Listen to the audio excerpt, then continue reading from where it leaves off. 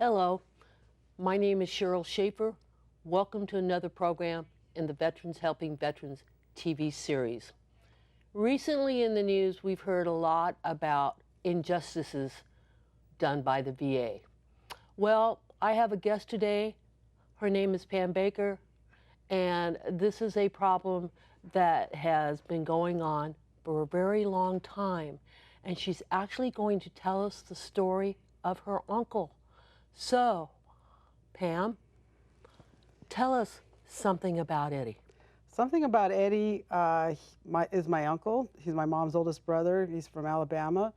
He served in the 82nd Airborne in World War II, 504, 3rd Battalion I Company. He's very proud of that. Served in 5 European campaigns, Anzio, Salerno, Cassino, Sicily. Volunteered to jump with the Pathfinders in Normandy. And he was captured on June the 9th. And he served the rest of in the war as a prisoner of war in the death camps. So he really went through quite the wartime experience. I'd like to show the book, Something from Eddie. So, how did the VA treat Eddie when he got out of the military? Well, he was furloughed for 73 days, so he had been a prisoner of war in Belsen and Buchenwald, Czechoslovakia. So they furloughed him, sent him home to his folks, and they told him to come back. The Army did. They kicked him out, unfit for further service. He was wounded 7 times, so he had 7 Purple Hearts, and they said he was unfit for further service, so they kicked him out. Now, what does that mean, unfit for further service? Does that mean because he was a POW, prisoner of war, in a camp, that he was eating properly, he didn't have the right way, he wasn't treated the right way, so by the time he got out of the camp, he had so many injuries that of course he couldn't go on and have a military career. He was already physically broken. Well, he wanted to stay in. He said that's the only skill he had, was knowing how to soldier. But, you know, he was wounded 7 times, plus beaten as a prisoner. They beat him when they captured him. They bayoneted him. He was in a cleanup crew in Belsen-Buchenwald. So he had to watch Jews tortured and killed, clean the bodies up afterwards, then shipped to Czechoslovakia, work in the coal mines. They were forced to work naked, and they were beat if they refused to work. So he had scars from that. So what they did is they kicked him out. The VA gave him 10% for the scars, nothing for the wounds, and they said that his nervous condition that they identified that he had was from a car accident that happened in 1941. So none of the war things that he went through, none of that affected, that was not why he had the nervous condition. They pinned it on a car accident. So, okay, so they accepted him for service. He enlisted into the military. Yes. They sent him overseas. Yes. And then when he tried to claim disability benefits based on everything, they basically said to him, sorry, we're not giving it to you because you had a pre-existing condition? He was already in the Army when that happened. He joined the Army Air Corps. It happened in 1941. Then he joined, volunteered, because the Airborne's all volunteer. Volunteered for the Airborne, passed Airborne school, and I've been told it's very difficult. You know, that was a very rigorous test, and they only took the best. So he couldn't have had a nervous condition and passed that kind of training that they went through. So, you know, that was, I believe, deliberately done. And that was always a thing to Eddie, bothered him about that they treated him that way. So his mother did finally convince him in 1948 to go back to VA, because he was drinking. He would sit out in the woods with a shotgun. He wouldn't come in the house. And so he did go back, and a doctor told him to go home and shoot yourself in the head and do yourself and your country a favor. They would not give him any more than the 10%. So he vowed after that he would never go back. And that to me is such travesty of justice, because, you know, when a veteran goes to the VA, they've honorably served their country. Right. It is not a handout. It's not welfare. It is a benefit. It's an entitlement that was earned through blood, sweat, and tears. And the fact, when I first read this book and I'm reading, I mean, this is 17 years of letters of contacting. I mean, he was a prolific and a great letter writer. So, but he couldn't get justice. It took too long for him to get justice. So what happened to him during this time? Well, you know, after he was turned down in 1948, he vowed he would never go back to VA. So he had 3 years of education. They were sharecroppers. He learned how to write through a mail correspondence, and that was in the late 40s. And then he just started writing. And then he actually was carried into VA because he had a stroke. And that's when the letter writer started writing to President Kennedy, President Johnson. You know, the thing with VA that I'm seeing today, everyone's acting surprised, you know, about how bad it is. And I have letters, those are documented letters from over 50 years ago. President Kennedy, President Johnson, VA, you know, one of the letters saying, I've asked for my VA hospital findings over 100 times. It's jeopardizing my health. You know, everything that's happening today was happening then. So nothing's really, I know some vets get, you know, better help than others, but this has been going on for a long, long time, not just recently. And, you know, thank goodness that Eddie did document it, but he hated VA after that. He really needed help besides the physical, but, you know, what he endured as a prisoner of war is horrific, you know, and he had nobody to talk to because he hated VA after that. So he vowed he would never go back, and he eventually did get compensation with the help of President Kennedy. Montgomery VA would never give him more than 10%, so that through President Kennedy's office, they sent him to Birmingham. And the first time they did a physical, he got 100% for a nervous condition. That's what they called it. So it's in his VA file. They knew he had a nervous condition. He had it in Anzio. And the nervous condition was what, PTSD? The combat fatigue, PTSD, nervous condition, but they were saying his was a nervous condition because even in Anzio, he was, a doctor saw him for a nervous condition, but he's, you know, continued to fight. A lot of those guys were killed, and so they just kept them out there. So yeah, and then he volunteered for Normandy. So the nervous condition was always there, but they said no, it was from the car accident. So that's deliberate to me, and I don't know why that exists within VA that they're allowed to do that. You know, from what I understand now, they can't use a pre-existing condition, but how many vets have been turned away that live like Eddie did with no lights or water for over 30 years that hate VA? Well, let's talk a little bit about the VA, because I don't want the audience to perceive that we're bashing the VA. Right, no. We're not bashing the VA. The VA, for me personally, has helped me many times. When I was in between jobs and I had no other place to go, I would always go to the VA. And the VA does a lot of good for a lot of people. But it is a system that needs to rethink how they do things. Right. Because sometimes a lot of veterans feel they're not getting the justice that they deserve. And a lot of veterans hate the VA and they will not go. And a lot of that was my father and your uncle's generation of veterans, because they were taught, don't talk about it. We don't want to hear it. Don't talk about it. Keep it suppressed in. Well, from what Eddie told me, that it's so horrible. The reason they don't talk about it, to civilians especially, is it's so horrific, the things that they had to see and do, that nobody believes it. You know, who's going to believe that, you know, he had to watch Jews tortured and killed? Nobody believes that, so they keep it inside. You know, Anzio, he told me during the heat of battle that it was so stressful that soldiers would deliberately come out of their foxholes to get killed because they couldn't take it. And I've had historians validate that. They said that is true. You know, so all of that, so this injustice goes a long way back, and it should be across the board that vets get help. This should never be a factor. You know, but the fact is, it is. You know, so I know that some vets get help. I've heard that myself, but I get many letters that tell me, when I started sharing Eddie's story, that it's not, I'm telling their story. And there's a lot of stories out there. I get them from Vietnam vets, door gunners, still don't have benefits. You know, why is that? And that's a great question. Why is that? Right. Because I know in the last couple of years, the VA is undergoing a transformation of trying to answer some of these issues. Like, no one should have to wait 17 years to get benefits. Actually, in my opinion, they should get them within a year of getting out of the military. They should have the process started, and it's going.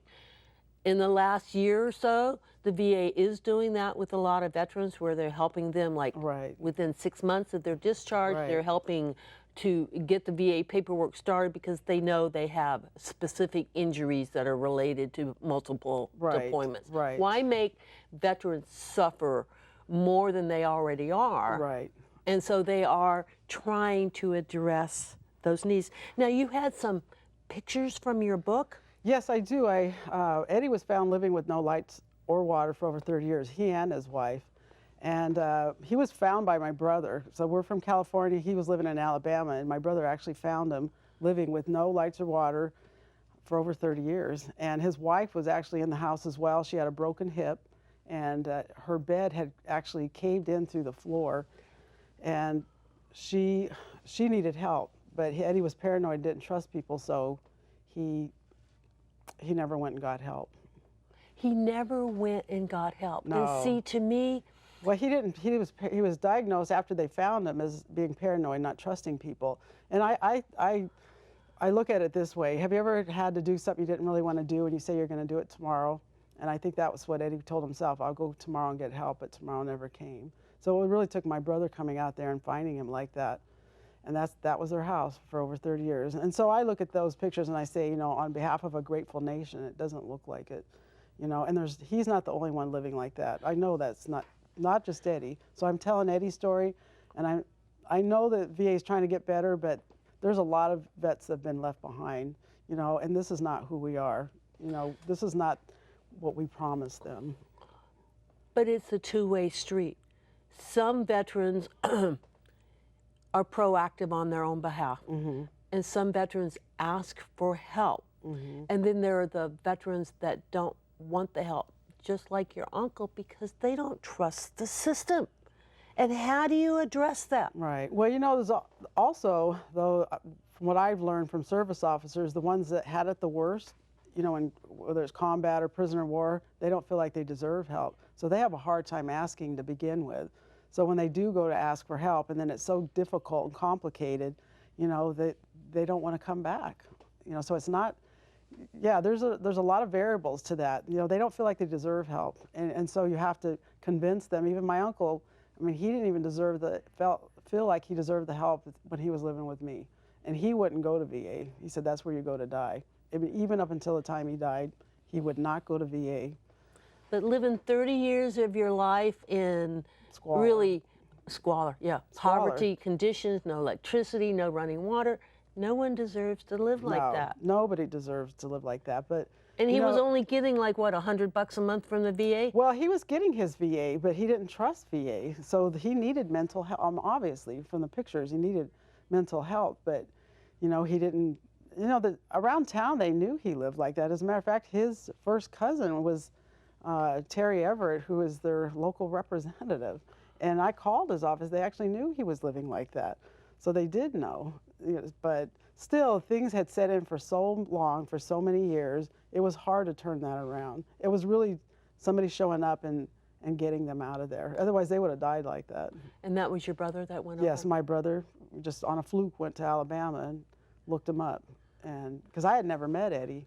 I just heard about him when I was a kid. I used to hear stories about him, but I had never met him. So then there it was. And, you know, so when I started telling the story, it was unfolding to me that as a civilian, I did not know our vets were treated this bad. You know, my dad's a Korean combat vet. He doesn't talk about it. He said killing people is not something you want to talk about. He goes to VA for his medical, but nothing more than that. You know, he'll just go there for that. So I'm telling this through a civilian. I didn't know that it was this bad. And so the more I share his story, the more they tell me theirs. And it's very, very similar. And they just hate going there. You know, they would rather not. And I understand that because my career was, I'm a retired civil servant, and my job was, I was a vet rep for the EDD, and my job was helping veterans get those benefits. Right. Because, see, a lot of veterans think, oh, well, I have to serve during a combat situation, I have to do this. They qualify themselves. Right. And in actuality, they're disqualifying themselves because they don't want to go to the VA to even see what's available to them. I mean, that's really one of the reasons we do the show, The VA is not a perfect system. Right. They know this. Right. They're trying to figure it out, but is the system that we have, and how do we make it more user-friendly, if you will? Right. How do we do that? And one of the ways we do that is there are community-based organizations that work in partnership with the VA. And I think of several of them right off the top of my head, like I'm here in the Bay Area right now, so Swords to Plowshares comes to mind. In Southern California and LA area, it's U.S. Vets comes to mind. So there are, because we really, as a nation, cannot expect the government to take care of us, and they're not capable of doing that. Right. So what the community-based organizations and the veteran service organizations, AMVETS, American Legion, VFW, DAV, they all exist for two purposes. One, help hospitalize veterans, and two, enact legislation on behalf of veterans so they can give them more benefits. Right. It just breaks my heart to hear your uncle's story, because he's the same generation. My parents were World War II veterans. Right, and I'm hearing more stories from World War II era families telling me that they're, because they've gotten labeled the greatest generation, and I'm not taking away from that, but they did have problems. I do get letters, my father was an alcoholic, or the divorce, several times, distant, they weren't close, never hugged, lots of things that, are coming out because of Eddie's story. So it's really, there's a lot of value to it for that, but also, and you're right, it's not, I'm not bashing VA, but it should be across the board a simple process. It shouldn't be so complicated where there's piles and piles of paperwork. You're supposed to bring your paperwork, then you don't have to, and they can't find stuff. As a matter of fact, his file went to Washington, D.C., and it was proven they were deliberately taking vital portions of his file out. And they said that it was all there, and it wasn't all there. So things that would have helped his claim were taken out. So that's deliberate. That's not a messed up system. That's deliberate. And, I'm not backing down from that, because that was, and he's not, like I said, he's not the only one. And that's what makes it hard to turn this around, because we've had politicians promising to help, make change, those kinds of things. And, they just pander for votes. How many really follow through with that? Because if they did, we wouldn't have these problems. So I see it as 50 years of broken promises, and here we are, same problem. The Arizona story came out, and I'm thinking exactly what my uncle said. That's where you go to die, VA. VA, deny until you die. Yeah. Oh gosh, I'm sure Eddie's turning over his grave at these stories that are coming out, but it's what he wrote 50 years ago, and nobody listened to him. I mean, he even had a system of how vets could go through the system, and President Kennedy, of course, got assassinated, but he actually sent Eddie a letter. Do you have any ideas to help, with VA? I mean, they knew back then it was a problem. So this is like nothing new. Nothing new. Nothing new. But they recognize that they have a problem. Yes. And if they're going to continue to send our citizens to war, they have to step up their game and promise what we promised our military.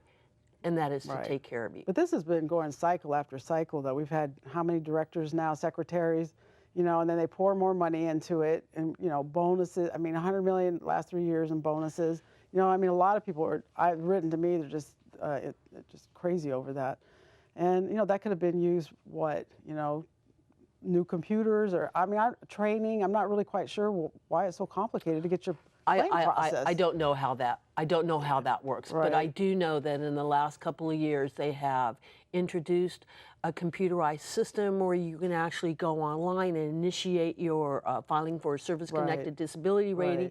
And then the other thing they tell you is never attempt to do that by yourself, and always have a veteran service officer work with you, because if you attempt to do it by yourself, you're going to fail, and you're going to fail miserably, because the system is designed to be interpreted bureaucratic definitions. Well, they actually so everything has to be done. There's the right way, the wrong way, and the government's way. But that's way. what discourages vets from coming back. They make it so complicated. I mean, why should you have to have a service officer? You don't need that for welfare. I mean, you just walk in and, really, you just walk in and get it. And then here's somebody that served their country, whether it's Eddie or whatever era it is, it doesn't really matter. that it's so complicated. It shouldn't be that hard. Walk in and say, thank you for serving. What can I do to help you? I mean, I think it's that simple. I don't think it has to be that complicated. They're not asking for a handout. A lot of them just want to go to the doctor. I mean, how many really want compensation? They want to work. They want a livelihood. They want to go to school. Nobody wants just to live on disability. I've never heard that ever. And some need their compensation. A lot of them do, to sustain themselves and get back on their feet. And my gosh, we make it a mess. So did you have some more pictures that you wanted to show from the book? Yeah, there's I took those pictures. There's quite a few. And it's just kind of through the house, how they were living. That was Eddie. That's one of the rooms. Yeah, that's another spare room. He didn't live in that one, but that was the condition of the house. That's when they got married in 1966. Even there, that picture, he's just holding himself. You can with his head down. That's the kitchen. Another room. So basically living in total squalor. Yep, total squalor. And the sad fact is they didn't have to live like that. No, but part of it, to be fair here, Pam, is Eddie's refusal to get the help. But that's part of it. But I understand what you're saying, but things had set in for so long with no help. He didn't trust anybody. I mean, he had huge trust issues. And so unless somebody goes out there like my brother did and finds him, he didn't have it in him to go get help. And I understand that too. Right. Because really what the VA is learning to do, is trying to learn to do, is how do we genuinely help these people? And we do it in a timely and efficient manner. Right. And really the question comes down to this: how do we rebuild the VA to where the veterans trust it and go there when they first come out of the service? How do we do that? Well, I was reading where Secretary McDonald wants to have, hire people with integrity. Well, I say they should hire the people that are serving their country. That's where integrity starts. I mean, they know what they need. Somebody out of college or whoever they're hiring, I'm not marginalizing the people that work there. They're probably doing the best they can. I'm sure most of them are. But it's a system that's so complicated. Again, I keep saying it should be simple. It should not be this difficult because now to fix it, you're getting the latest generation getting better help. But what about the ones that are still left behind? How are you going to fix that mess? And that's a really good point. How do we get, now the World War II veterans are now in their 80s, 90s, and 100s. Right. And then we got the Korean War vets. Yes. And then we got my generation of vets, the Vietnam vets. A lot of them still resist getting the help. In fact, just a very quick story before we close the program. My very last client I dealt with had been a Marine Corps infantry officer. And by the time he got to my desk, oh, you talk about hating the VA, oh my goodness. But the sad part is within 6 months of me referring him to the county veteran service officer, he got 70% service-connected disabled veteran. Wow. Was one of the fastest claims I've ever seen processed.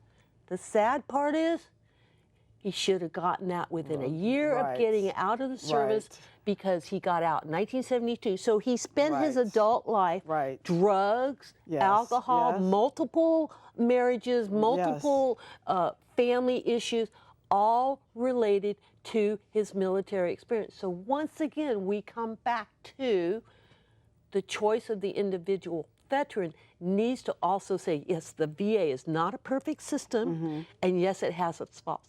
It's the only game in town right now for the veterans, and they're working on making it better. And really, I want to say this one quote from our newly appointed VA Secretary, Robert A. McDonald, to answer this very question. This was right in front of Congress. This was on September the 11th. I told him that caring for our nation's veterans is a nonpartisan responsibility and that we have a lot of work to do to rebuild the trust of our veterans. But I vow that with the help of our partners, veteran service organizations and community-based organizations, the VA will be better able to meet the needs of our veterans and do it effectively and efficiently and in a more timely manner. This is what needs to be done. There's no reason for a veteran to wait years and years and years to get some kind of assistance from the VA. That's ridiculous. Right, right. Well, that's the reason I think, you know, with Eddie, that he waited so long and, you know, not trusting. Like I said, I meet many, many vets in the same boat. You know, the mental part is already set in, and that's a hard thing to undo. Now, Pam, if someone would like to contact you directly about your book or to ask you to speak in front of a group, could you give us a contact phone number? Yes, Pam Baker, and my cell phone number is 925-580-6592. And I would love to speak in front of groups and share this story. And I would love for vets to tell me theirs, because they do connect, and we are connected by our stories. You know, it's not just a story, but it's who we are, and we can do a lot better than how we treated Eddie. Yes, we can. We can do a lot better. And we encourage all veterans, please give the VA a chance. They do exist to help you, believe it or not, and they help many, many, many veterans. So we'd also would like to encourage any veteran out there or military family member to please consider joining any veteran service organizations such as AMVETS, the American Legion, the Disabled American Veterans, VFW. These groups exist to help all veterans get their benefits. Thank you so much for watching Veterans Helping Veterans TV.